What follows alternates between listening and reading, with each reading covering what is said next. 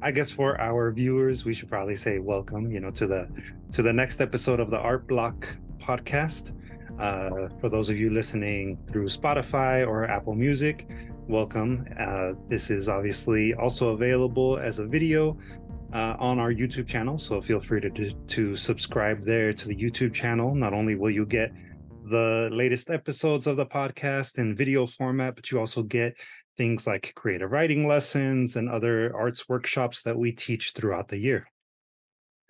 Again, my name is Luis Antonio Pichardo, founder and executive director of Distill Arts. Distill Arts is a nonprofit arts mentorship organization that inspires, teaches, and hires emerging artists from underserved communities.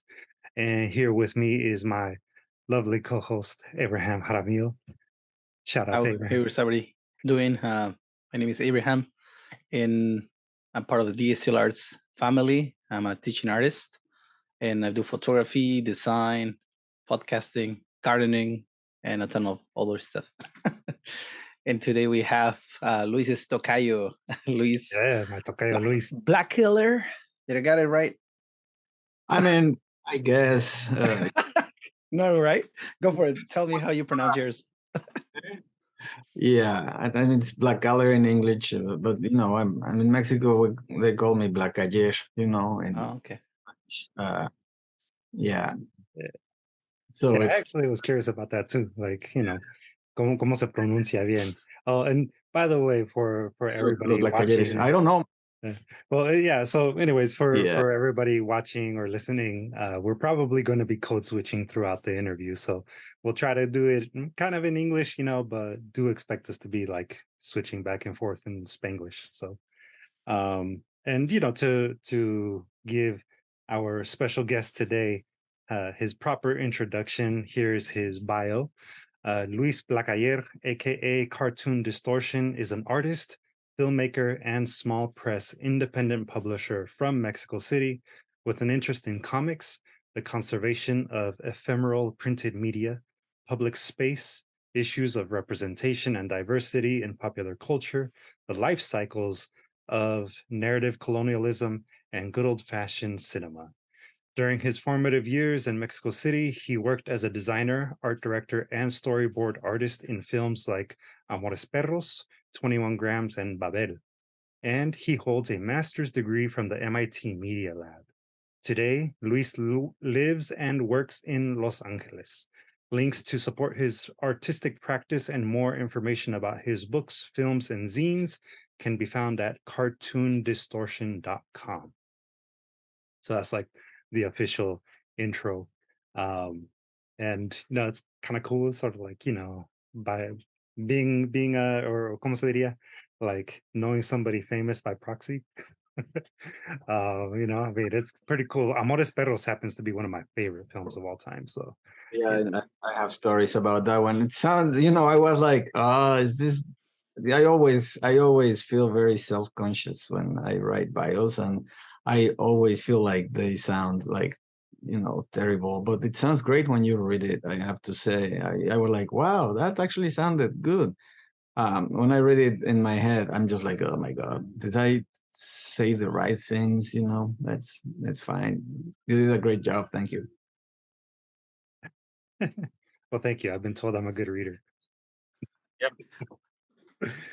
No, pero I mean, in neta though, like it is pretty cool to have someone as our second or technically first guest for the Art Block podcast. For our second episode, somebody that's obviously been working in the industry in different ways, and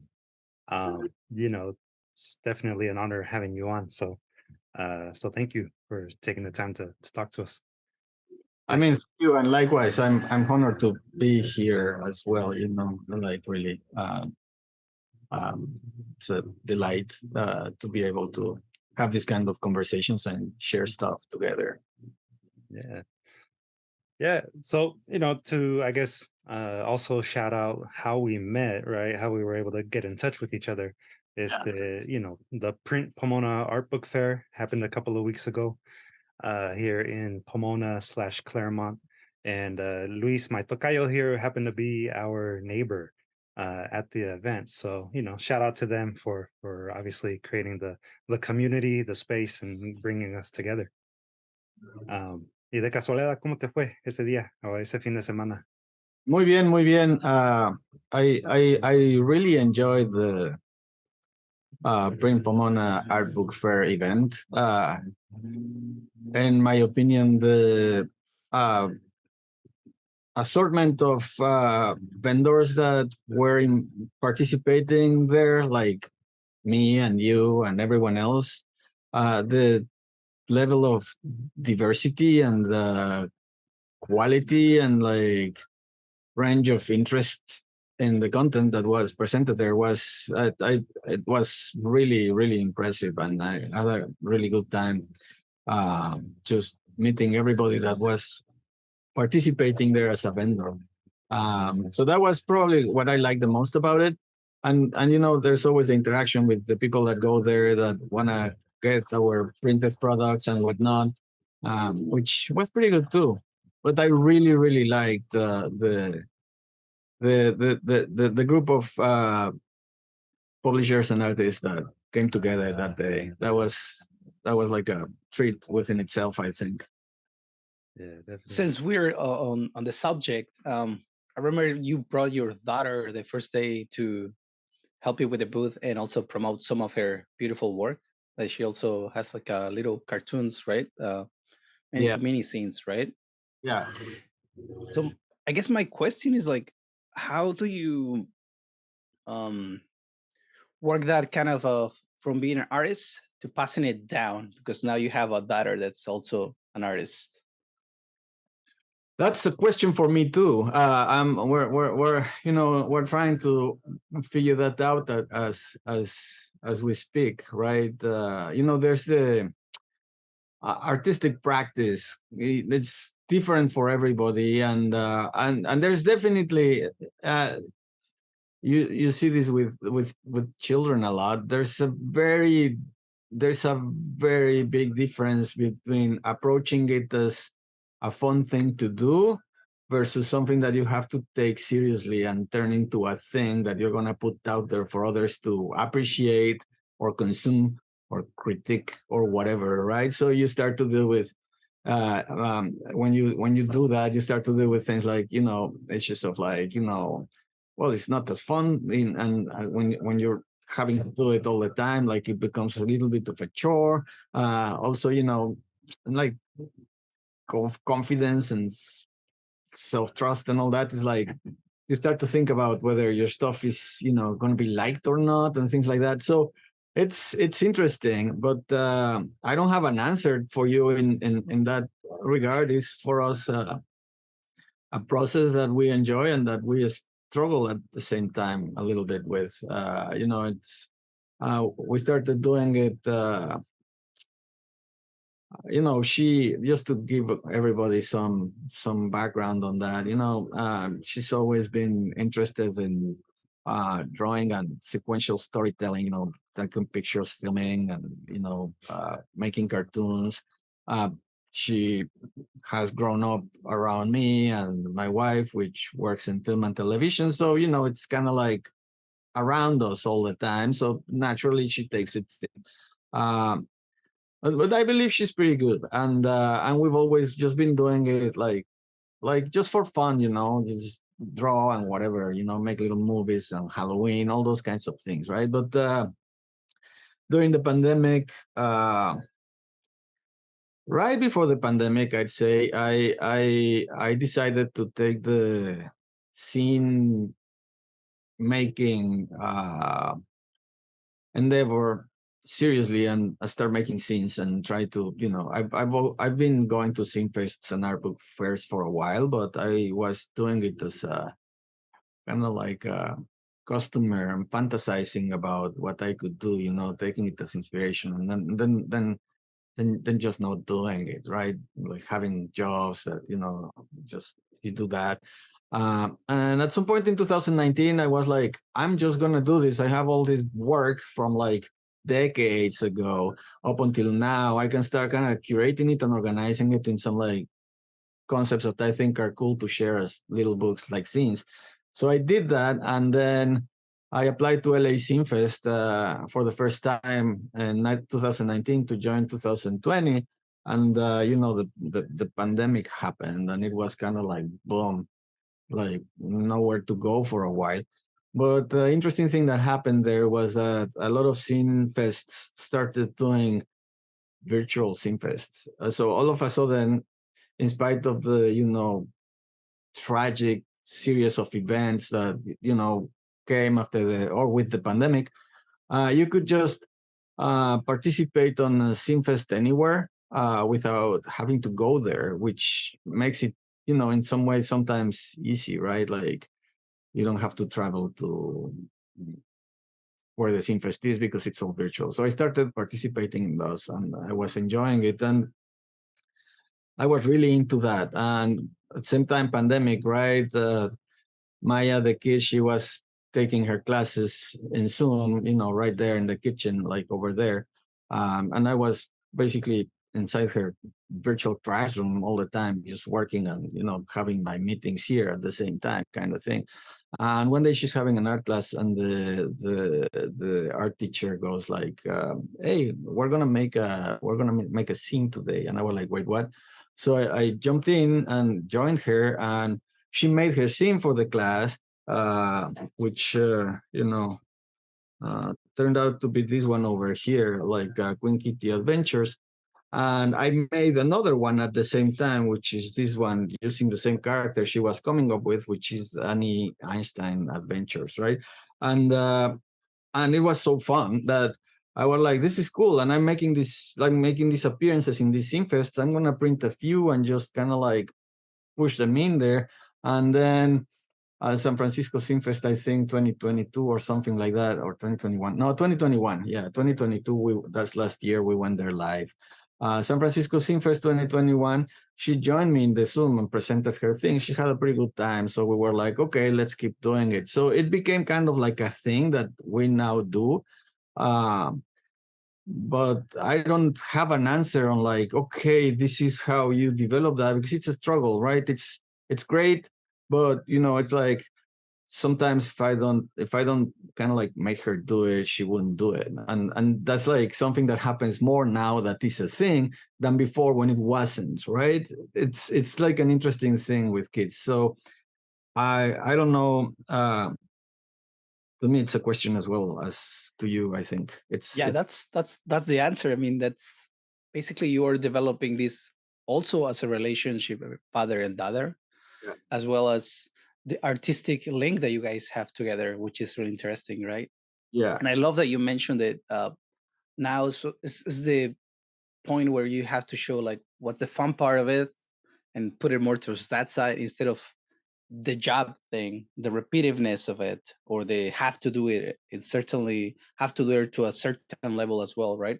Because that's one of the questions Luis also most of the time asks, like, how do you keep it entertaining? How do you keep yourself interested in art, right? How do you inspire yourself? And that's a good thing because I see that you have a lot of skills in different media, and how do you switch from different ones? Probably it's one of your ways of doing that, right? Like how do you keep yourself entertained and having fun, not just I have to do this. Yeah, I don't know. To me, there's a very big difference. Then we went from like what it is to just do something for fun, like sketch in a notebook, or like whatever you want to take pictures with your phone, to I wanna turn it into an artistic practice in which I have something to say and I'm trying to express it and develop it and share it with the world and all that kind of stuff. But there's another thing that has to do with utilizing that practice and those skills in a way that is not, it's also kind of like serious, but it also doesn't include in many cases the space where you have an ability to actually do what you want, which is the professional craftsmanship of like the artistic jobs, right? Which is when you're hired to do something. And there's a big range on those things. Like you could commission me for like a cover for your magazine, like we've talked about, and there will be freedom there for sure, right? It's a lot more freedom than what I would get if I am commissioned by Procter and Gamble to make an illustration for their new diapers box, right? So like depends on where people land.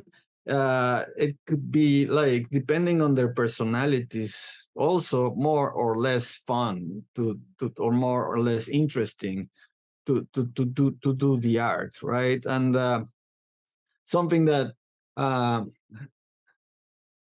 has always been difficult for me is to find the spaces in which I can actually be myself rather than being utilized as a skill set for like the execution of some commercial endeavor, even when it's artistic, right? Like if you're working on movies, for example, like, and they are works of art in many cases. A lot of them are just entertainment, right? But some of them are.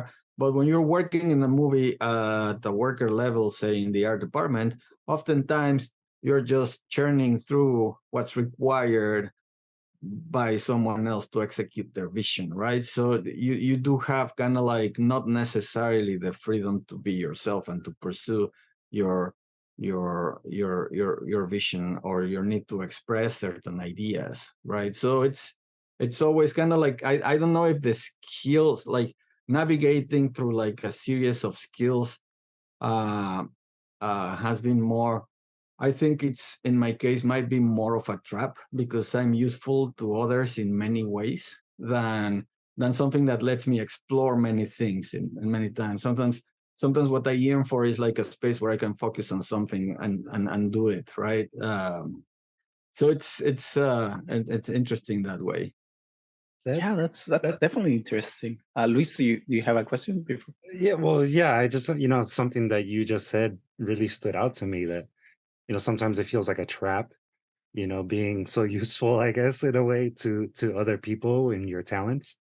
Um, but it is fascinating to hear you talk about, the challenges of working as a working artist while at the same time balancing your own, like, say, approaches or your own personal interests in your artwork. And I'm curious, what is it that you would say is, aside from what was in your bio, what is one of the themes that maybe you feel is always calling you back? Because I feel like a lot of us as artists are always drawn to something that we're constantly exploring. And sometimes we can see that over our lifetime. Sometimes it takes even longer, to see that. But what is it that you feel most draws you back in terms of themes or inspirations?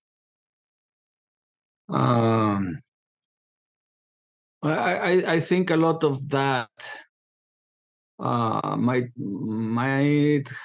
have to do with my childhood experience of probably life in the streets of Mexico City a little bit. I think a lot comes from that, and it has to do with I developed a curiosity and a very intense relationship very early on in my life with ephemeral printed media, which is mentioned in my bio, which it's very hard to experience nowadays, even in cities that have a booming public life, because it's been replaced by many other media after the 1990s. But when I grew up, wherever you would go, there were, I mean, the internet didn't exist, right? The replacement for the internet were like printed publications that were just plastered around you everywhere. And you had access to a certain degree of globalized culture that way, as well as to a certain degree of kind of like media that went across genders and across social classes and across the ages, right? There, you're a kid and you're in front of the newsstand and you see all this stuff, right? You see all this like stuff that comes from other places, like, you know, superhero comics, and then you have like your Mexican comics that back then existed, like historietas, right? You know, you have the ones for the kids and the ones for the they were always divided. Like these are specialized for ladies, and these are specialized for like adult guys, and you know, all those kinds of things. And then there's the other stuff that wasn't that, and I was just absorbing all that while living in the city. And I think I started to develop not even knowing it, a curiosity for this like sort of like boundless world in which all these like stories that were presented to me visually like took place, and things that I was not supposed to know about as a kid. You know, in Mexico City at the time, there were a lot of like really crude kind of like erotica stuff right out there for little kids to see, and you could not grab them, but it was in your face, right? Which is kind of like and something that you don't see sometimes in other countries, right? It's kind of like you go to get your Tom and Jerry and there's a Hustler magazine next to it, right? Like that happens a lot in Mexico City, or it used to happen back when I was a kid. Like, and then the crime magazines, you know, like uh there were also the time there. So you start to see this like pastiche of like genres that is exposed to you as a reality while you live in a city like that. And this I think this boundless conception took me to a place where somehow I got lost a little bit, and I find myself always looking at, okay, what's in the like all these things, what's in between them, right? And you know, today that resonates to me triple or more because I'm an immigrant, so I'm like not from here, not from there anymore. I'm like somewhere I'm like a citizen of a border, if you will, or like anti-citizen or whatever you want to call it. So I think that's a very it's a source of inspiration that resonates with me a lot, which is looking for what's at the edges, or like under the table, or in between things at the peripheries, and things like that. I think that's something that I always I'm curious about, like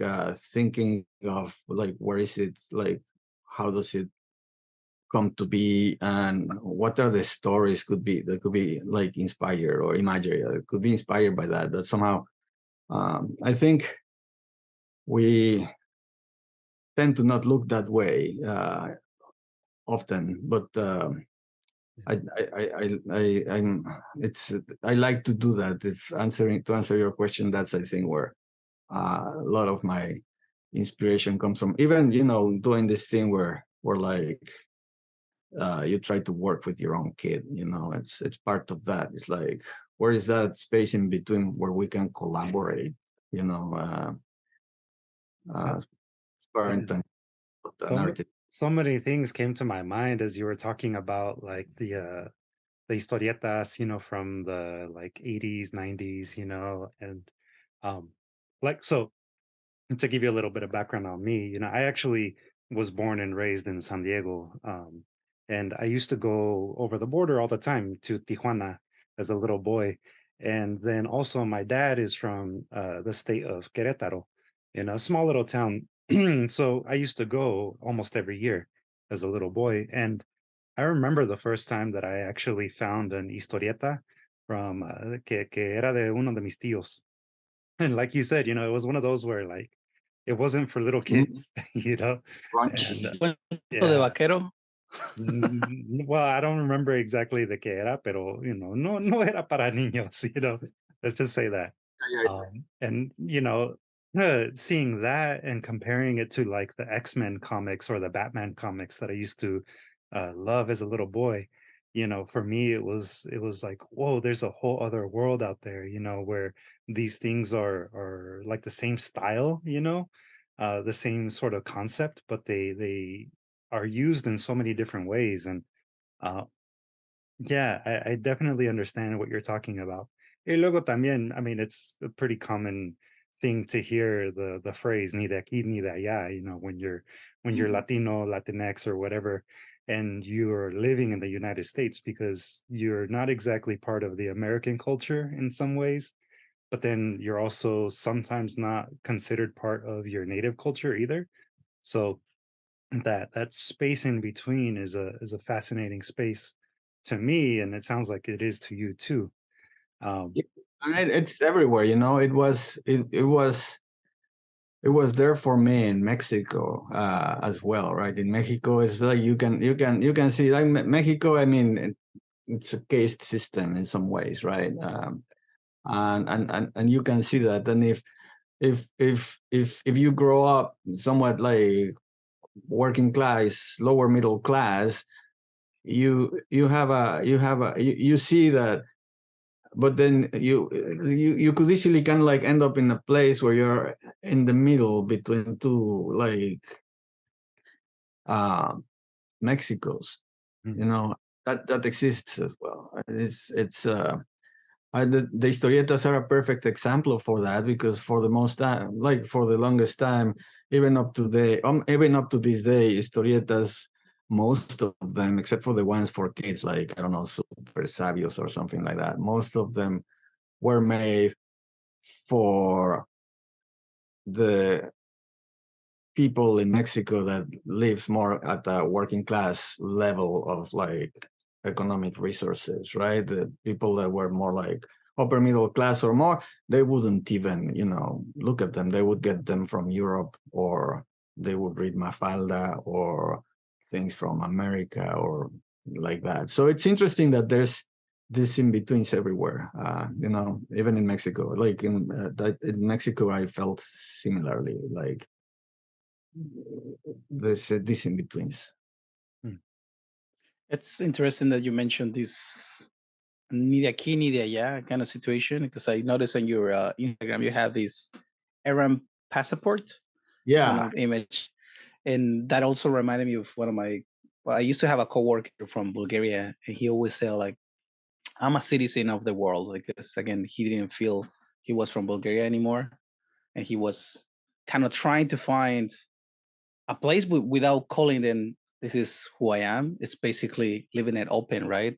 But it's a thing that you kind of discover once you move out of your country. I think you start finding, oh, there's more to it, and I don't think everybody has that capability of coming out of the box and saying, okay, it is that.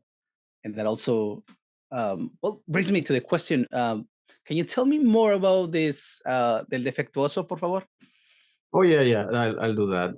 But before I do that, Mhm.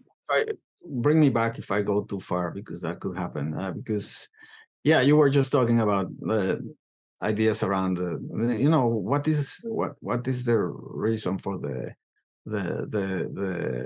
concept of nation, and what is it used for. And nowadays, what nations are for. They are basically a global caste system, right? It's like you belong to this country, you're a better class human kind of thing. That's how they work. But they are also built upon us as like sources of identity. I belong to this nation. It's kind of like almost like I believe in these gods or whatever. So it's an interesting thing. This sport that you mentioned, I'm gonna do a little shout out here. Is a project for somebody that also was with us at the Pomona Art Book Fair, which is the folks from Maryland Press. They are like exploring these kind of questions a lot. They just recently put together an event called No Borders, which I participated in a panel for, just talking about these kind of issues and what is it to be a citizen of where, and could there be a better concept, like a sort of like anti-citizenship that was able to transcend that and effectively, embrace the idea that we are all, inhabitants of some kind of border, one way or the other. The fact is, it's kind of, I mean, the history of humanity is a history of migration. There were no, like, people did not evolve in this continent. They didn't. People came here, and people just move around, and that's how we are where we are. So it's okay. Maybe the more natural way of thinking about that requires that we reimagine how things are all like set up and put together international policy level. It's like not throw away the nations, but like what's actually needed from them as a organizing concept that creates these notions of identity. How can it be better? Now, before we second just go crazy about this, I'll just stop there. I think it was a good moment of a little shout out, and also you guys should check that out. It looks like you're interested in this idea, so there's more there. And well, yeah, definitely shout out to Aaron Press. They did invite Distill Arts to participate in the No Borders Zine Fest, but unfortunately we couldn't go that day. It happens, it's like all the time. But there was a great event. It was cool. I was DJing cumbias, which was also yeah. But going back to the Defectuoso, which I have right here, this is a collection of scenes that I started putting together in 2020 for LA Scene Fest 2020. Was the first time I was gonna have this ready, but LA Scene Fest 2020 was postponed. But coming back in 23, full force, we're gonna be there, which is great. And the idea behind this is that I've been passionate. These are some of the images of it, the Defectuoso that you sent me, I believe. That's kind of like a table presentation. I've been I've embraced passionately the pedestrian life everywhere I go. I even tried it in LA, but LA is the one city where like I found that it was kind of like out of scope to be a pedestrian for me, and I ended up doing less pedestrian stuff here in LA. But in Mexico City, where I lived all my life until 2006, and where I kept coming back to like a couple of times a year up until the pandemic started, is a very photogenic city in terms of the street photography. So I've been taking pictures in Mexico City all my life. I've always go and like wherever I go, I have a camera in my pocket or in a backpack or whatever. Now we'll have it in the phone. So just take pictures and pictures and pictures of moments that I find curious or memorable in some way. And when you've been doing that for 35 years,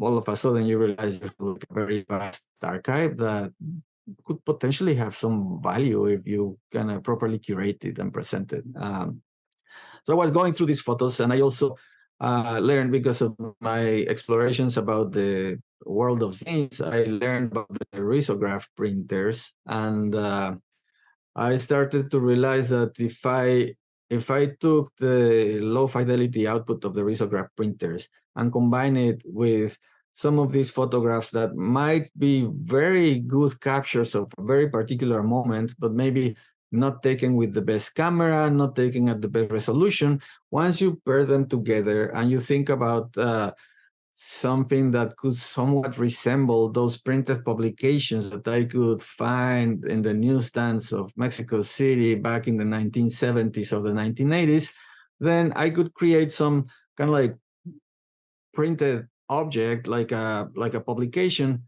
that could somewhat pay homage and resemble those publications, and at the same time talk about the world where they existed in some ways, which is the streets of Mexico City in this case. So that's how it was born. I'm just going through like this gigantic archive of stuff and organizing it in some way that's somewhat narrative but somewhat lyrical. There's no words in these publications; they are all just pictures, and you just see like what's around you. You walk around the city, and like could be landscapes.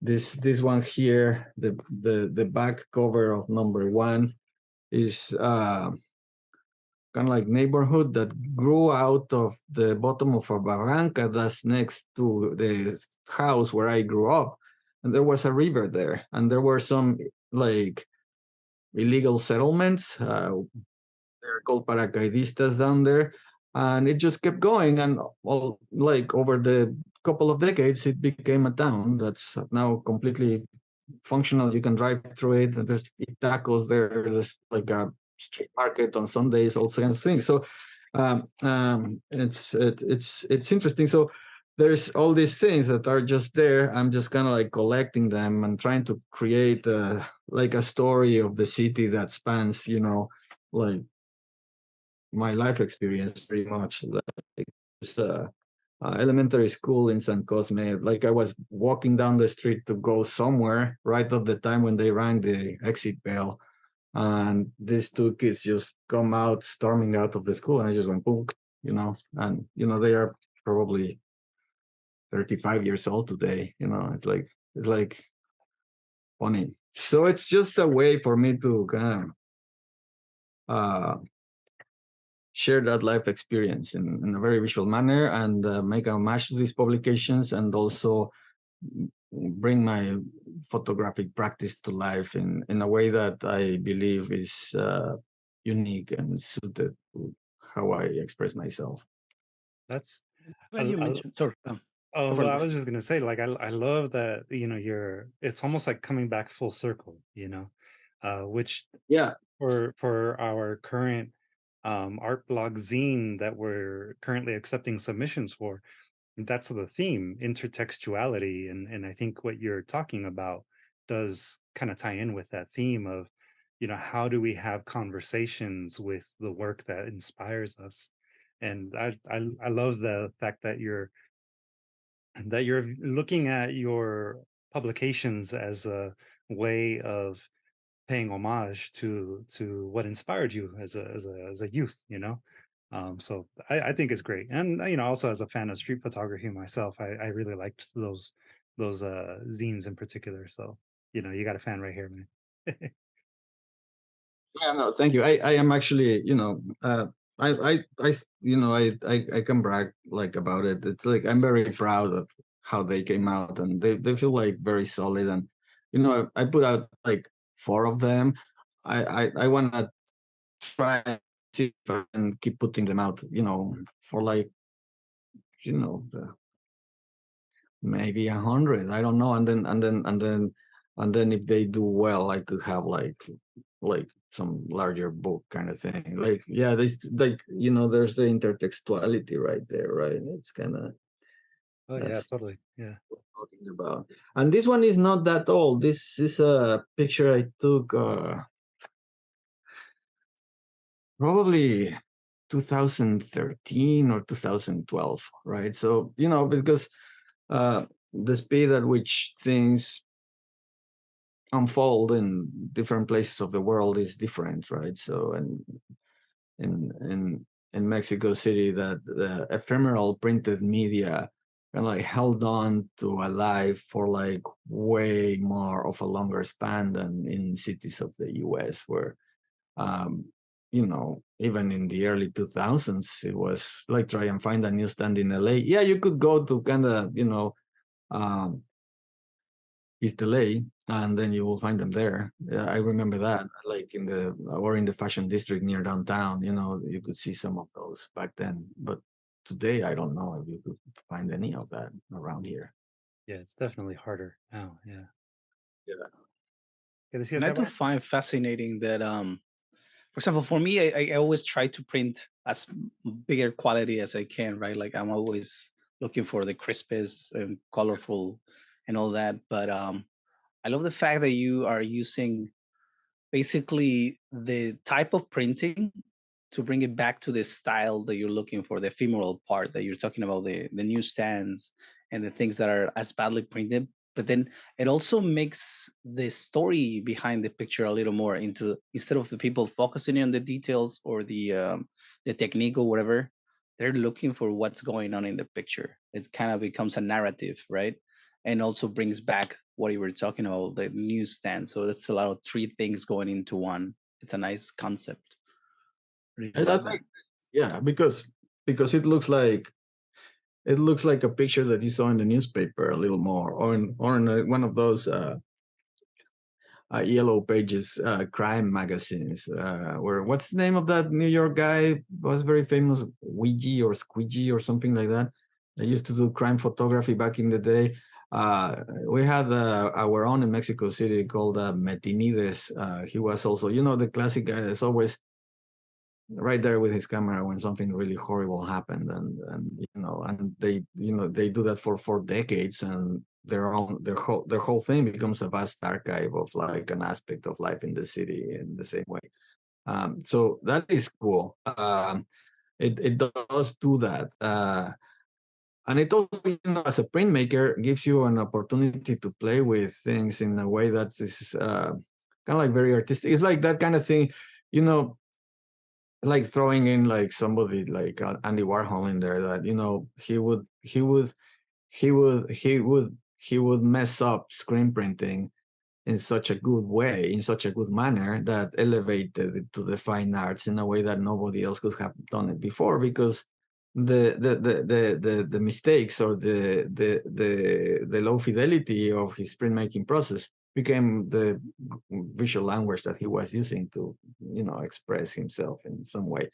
And some of this can happen with the risograph printers, because in spite of them being low fidelity, the quality of the inks and papers that you have access to actually in some ways transcend the range that you can use in like more fine-tuned traditional ways of printing books. Like if you print a photography book, you might use the CMYK or whatever, and it gives you like these perfect colors and this very crisp photography. But and this that you're showing right now, it's interesting because I'm playing with the same color palette that in the Defectuoso, and with the risograph printer you can choose from a range of inks and you can swap them in and out. And the curious thing about that is, for example, in this case, I went with a turquoise color, which is a sort of a bright teal, which is kind of greenish, scarlet.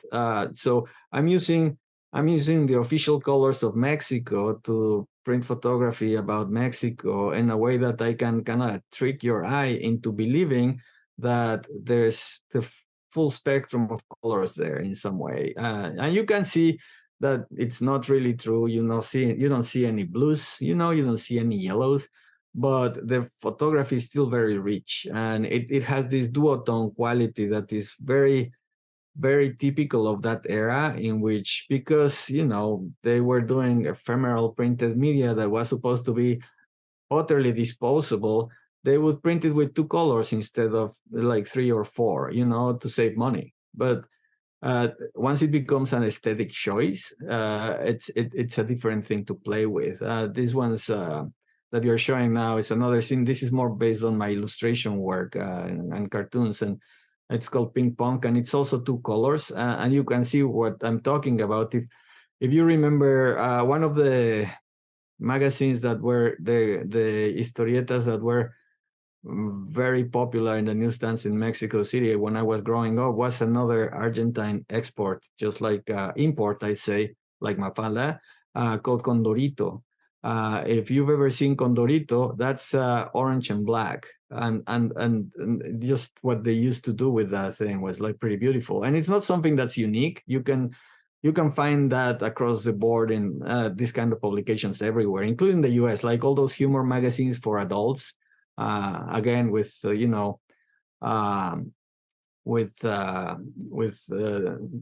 not for children themes and all that, they were printed that way in many cases, just two colors, and you play with those.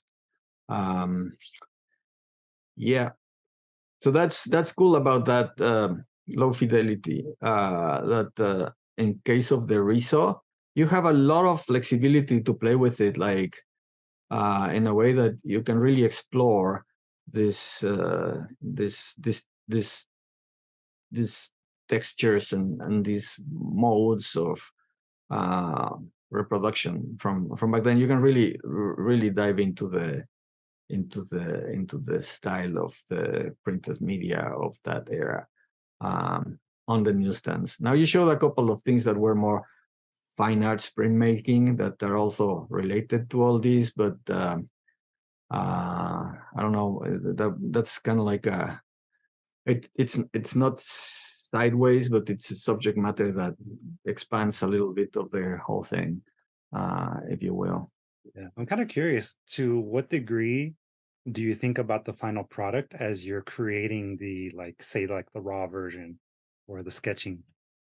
Well, it depends. It depends. In the case of some of the scenes that you have shown, Ping Pong and Defectuoso, those are works that have been adapted from vast archives. So the works oftentimes, the photography was normal, and then I had to create duotones and color grade them in a way that benefited the publication. So I went from a photograph that was not conceived that way to something that fit that. So it was not something that was thought of ahead of time. And with the ping pong illustration one, it's a similar thing. That's goes to recover a collection of illustration and cartoon strips that I have been producing for like a couple of decades as well. And the same way, they were not conceived as ever being a part of an illustration publication that was going to be printed with two colors on a risograph printer. So I had to take them and then adapt them to that. So again, the idea was not there from the beginning. But when you look at these ones, for example, the little mini scenes, these ones are these ones are, it's like a little origami from like a single sheet of paper that then you basically what's the word for that? Fold into a book. Yeah. So this one, the way it starts is I made the blank book first. So I get a piece of paper, I fold it and cut it, and then I have the book and it's blank. And then I just draw and write in it a bunch of times until I find how to tell the story within that format. So in this case, it's the opposite, right? I know exactly where I have to land even before I start thinking about what the story is about. So it depends. It depends. That is a good example of the opposite process, really. Yeah. And again, that goes back to your curse, as you put it, the ability to be flexible, having diminished skills. Yeah. And that helps you to look, okay, this project I'm going to approach it this way, or this project I'm going to basically recycle it into this project using these parameters, right? Yeah. Which is interesting. And I love that you also have Lino cuts. Do you have any stories on Lino cuts, or how do you get into it? I know it's really popular. I think Luis has done it as well. Yeah. That goes. That starts as a long story.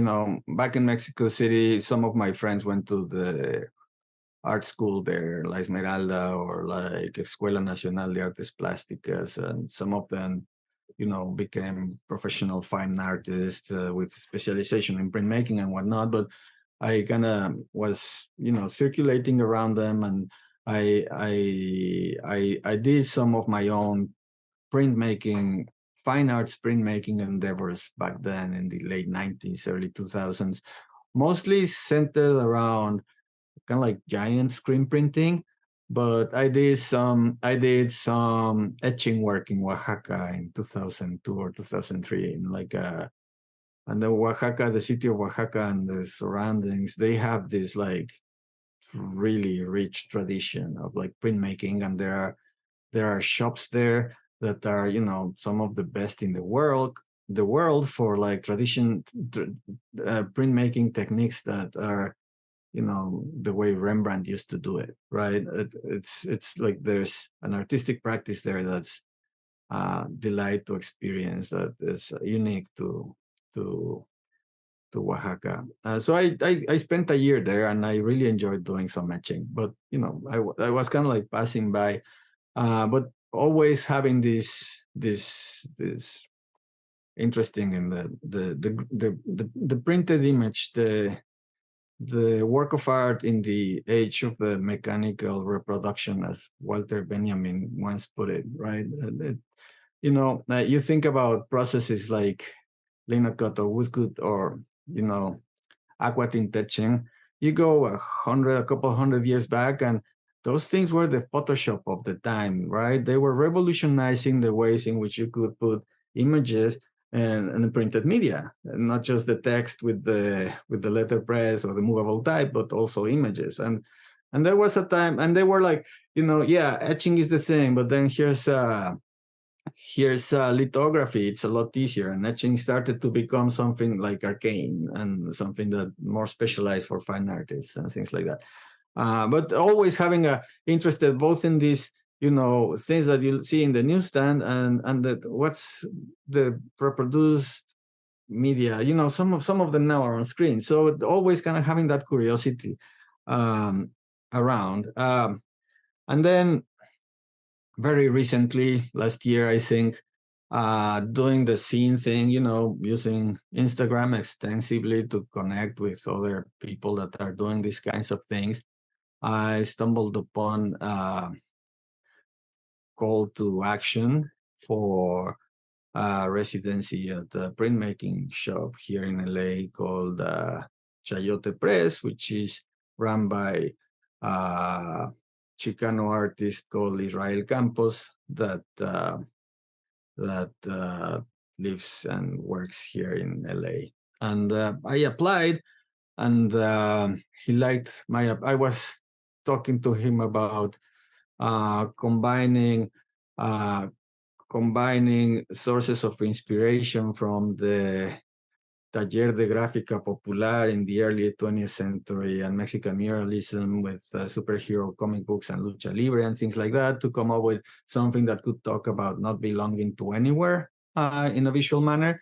And he liked it. He got me in, and we started this process of producing these prints. And he's been commissioning us to do or like tasking us, the different people that are part of this residency, tasking us to do do a lino cut, now do a wood cut, now do etching, with the purpose of kind of getting familiarized with his shop and with the printmaking processes. Some of these artists, it's the first time that they do printmaking, and then at the end put together a portfolio with the work of everybody talking about the subject matter of it. It's called Borderlands. That's the name of the residency. So it's about borders.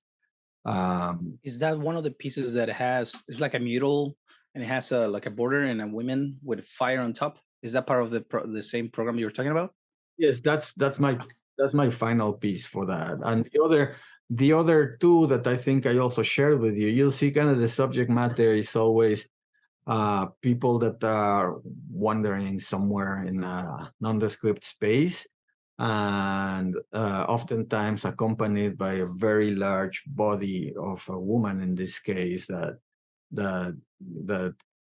could be metaphorical representation of the landscape or nature. Okay, this one or this one? Yeah, like that one, for example, that one, or the one that's two down. Yeah, that one. Yeah, that one. And really muralist. I can see the inspiration there. You can see the cicados hardcore, yes. Right?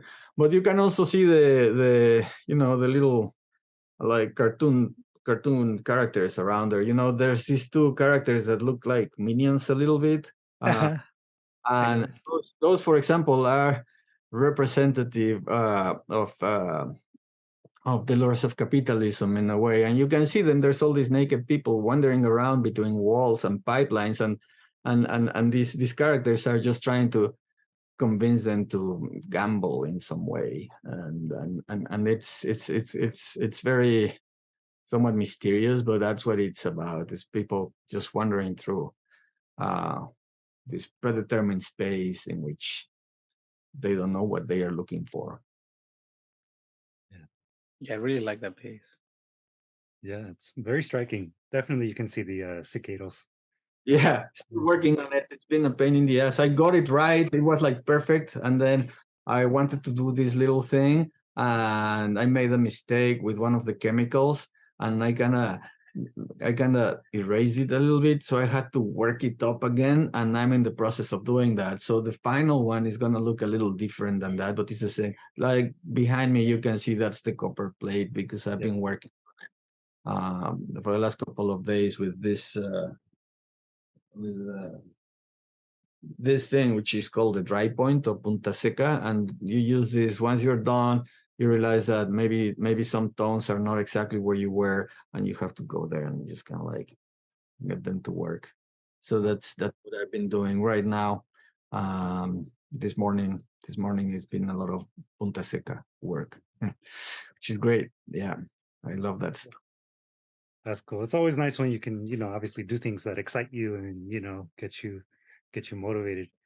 I did have one last question for you, and this is more like como tipo de motivación o palabras motivadoras para el público, what would you like, what kind of message would you want to give people who are, maybe just starting off in their career as artists? What is something that you learned as a young artist that eventually got you to be a working artist? What is some piece of advice que nos puedes dar aquí? Well, we can edit the process, right? I got to think about it a little bit. Yeah, come frutas y verduras, lávense los dientes. Don't do what I did, that kind of. No, I'm thinking that's it. It's difficult, because I'm still trying to be a working artist, right? I have to go do jobs to keep doing it, in many ways.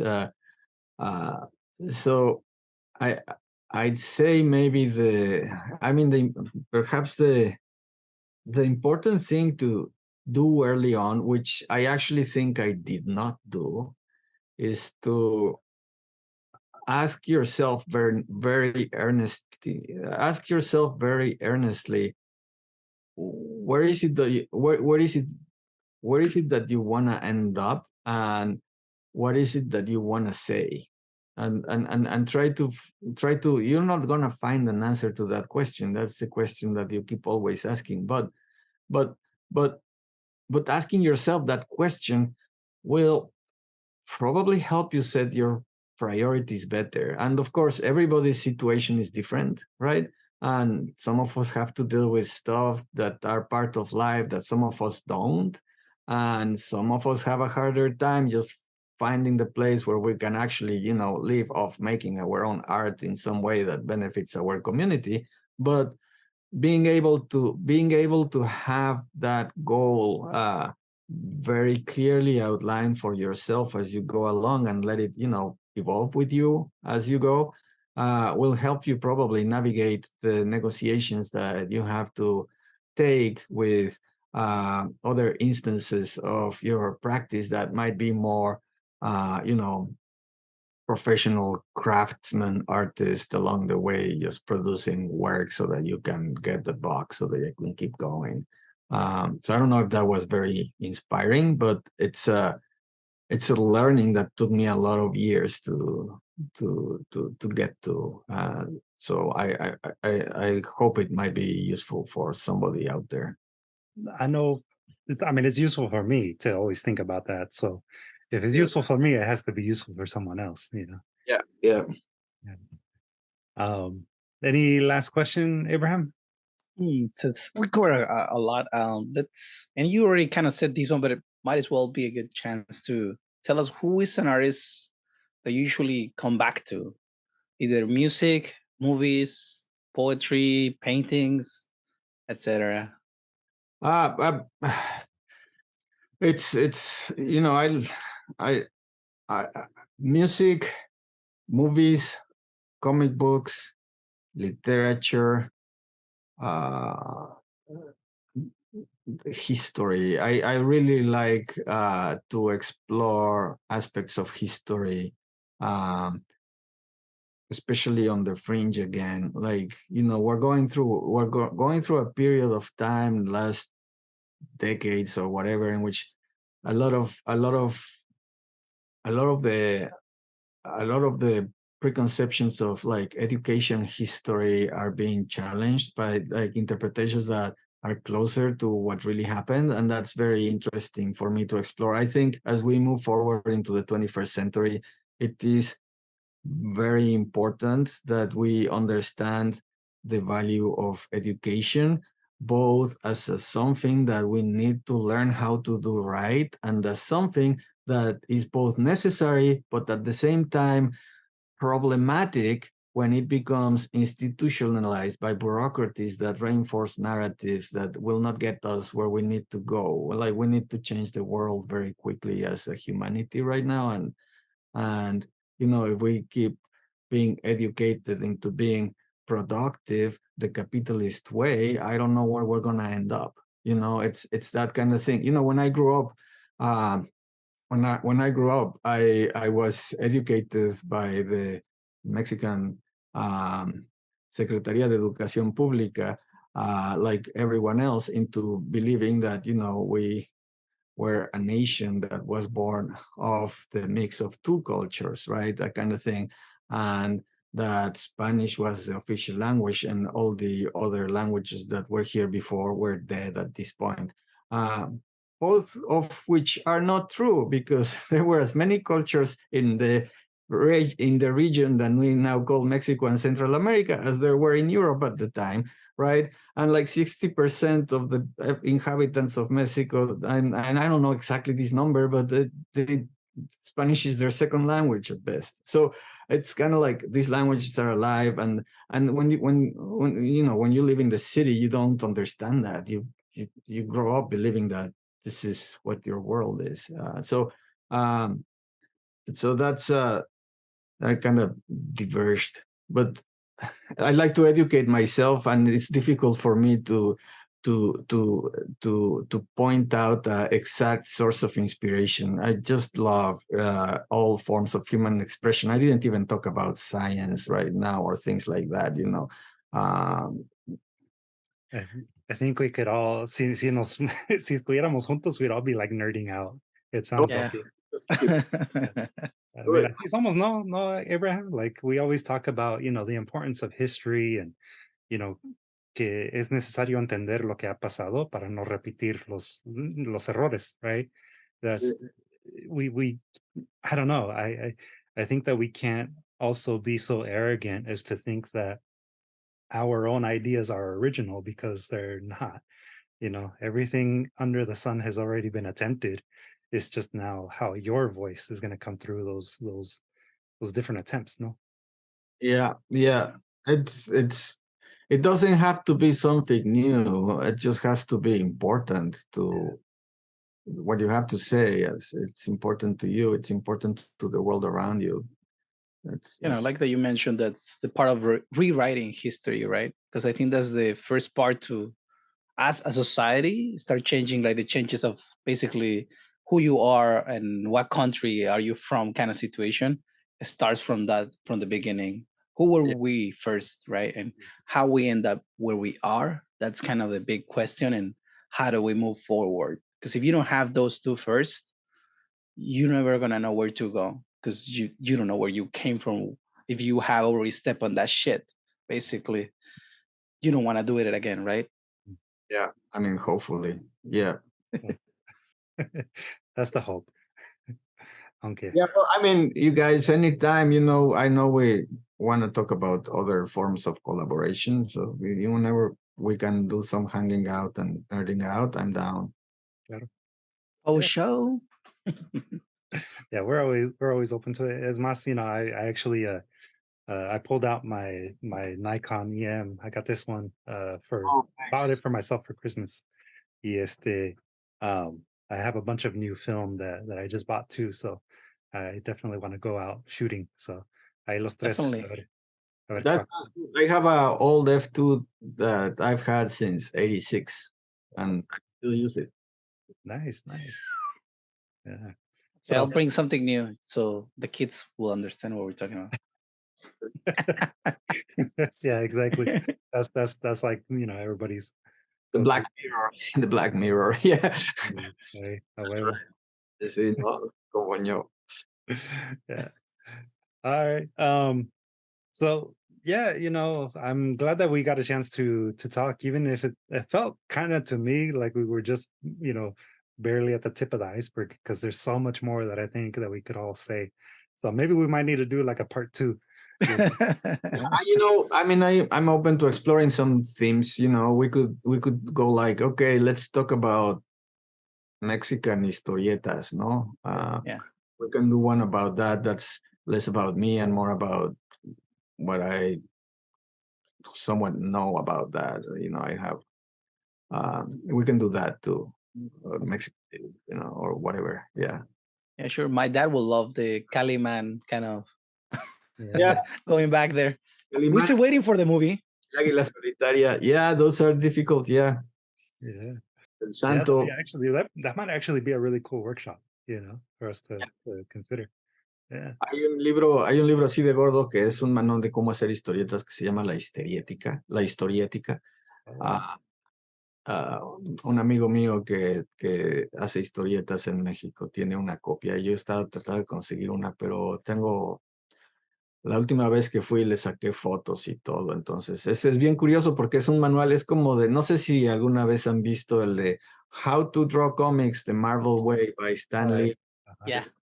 It's like that, but for Calimán and Rarotonga and El Águila Solitaria. So it's like, it's completely different, but it's a manual of like how to, do it that way so that it looks the way they That use. will be a good point to start with. If we do ever a workshop, we can use that kind of as a template and also to show it. If you manage to find out the actual hard copy or whatever, that'll be great. But if not, we can use the photos in a slideshow or something. I did that. And I also have like, from my collection of historietas that goes back to like forever.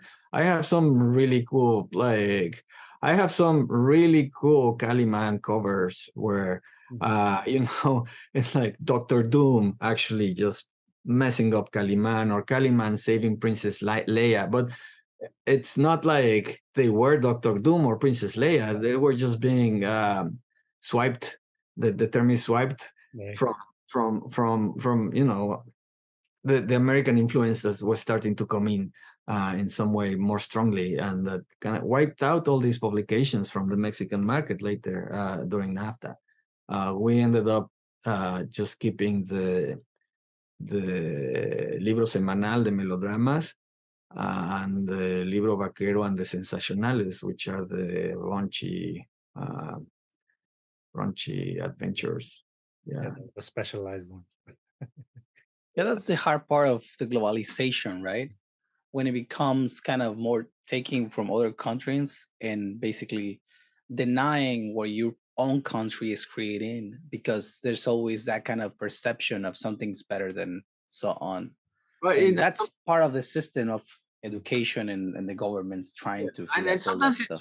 It's just the spirit of business, right? Sometimes it's just the publishers are like, you know what, for my demo, it's gonna be cheaper for me to pay for the license of Batman that keep doing whatever, that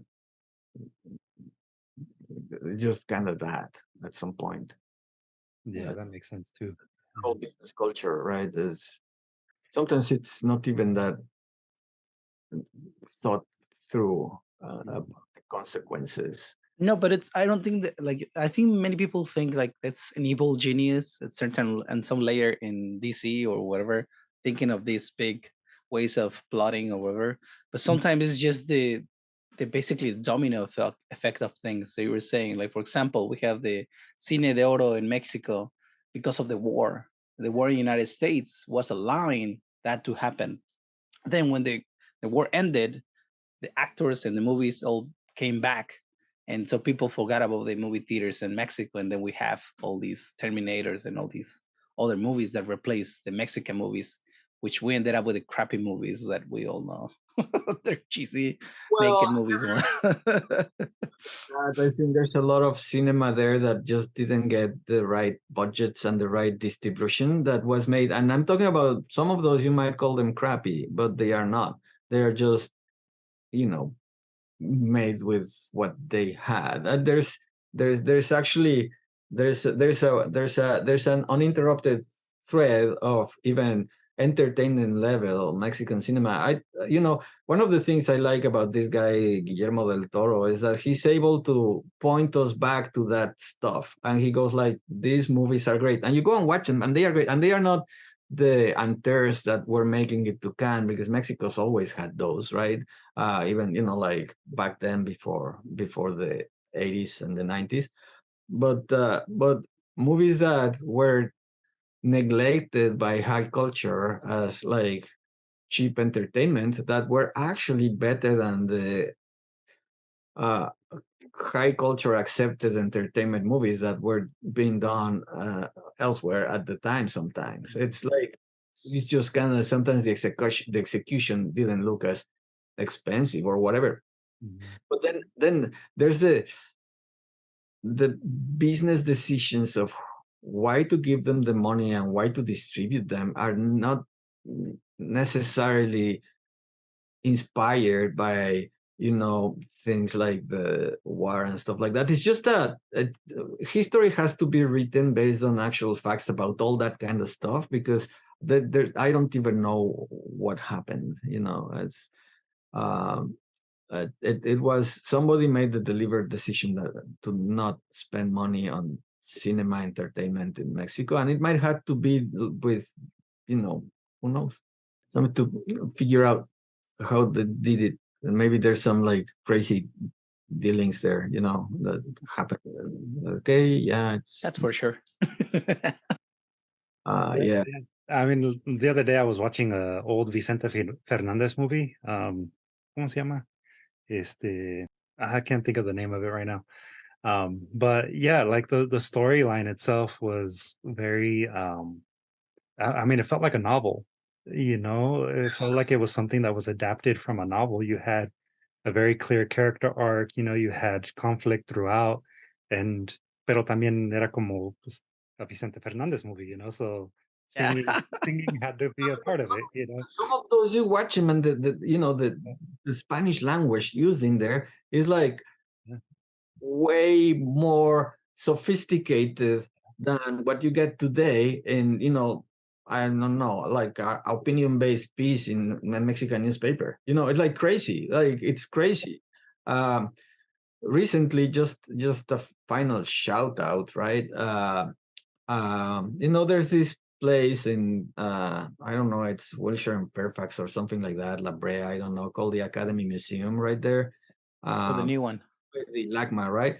And they have a very nice movie theater there, and they screen things, and you go there on a Saturday or Sunday, and for $7 you watch like prints of like stuff that you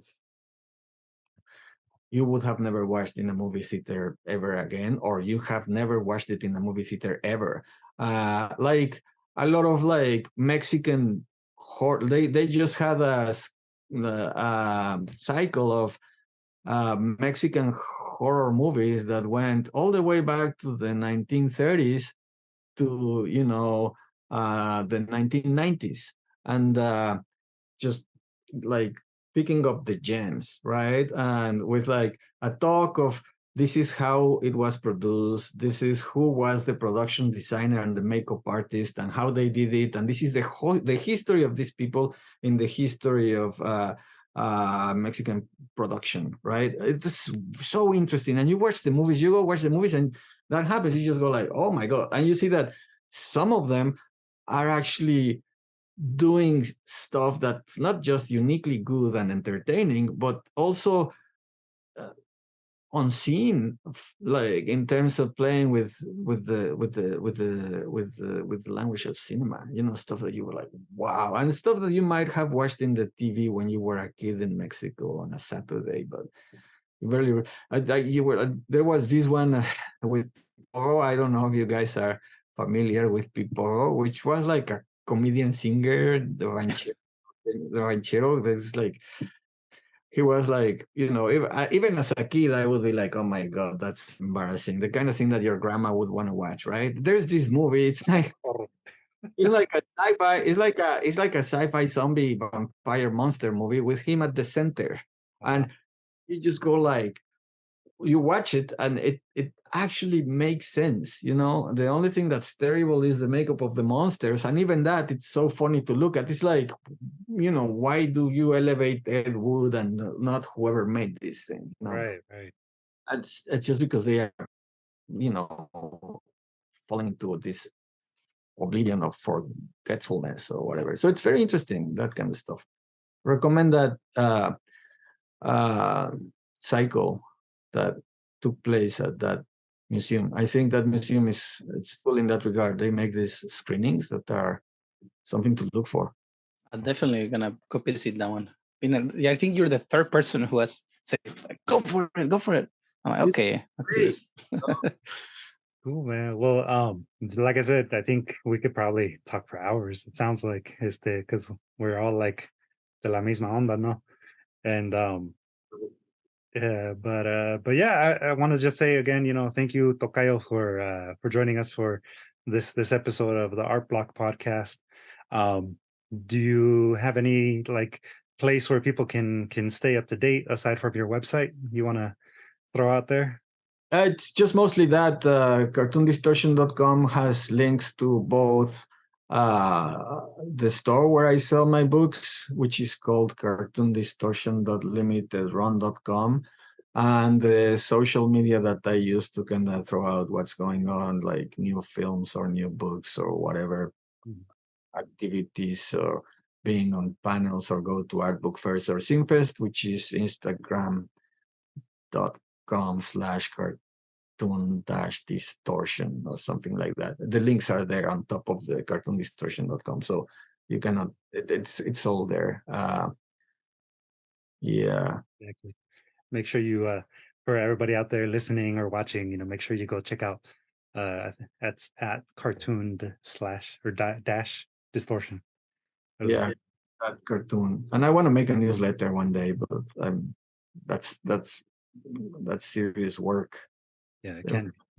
Yeah, like once a month you write about something, like a little with that'd be great. Yeah, well, yeah. So yeah, thanks again, Tocayo.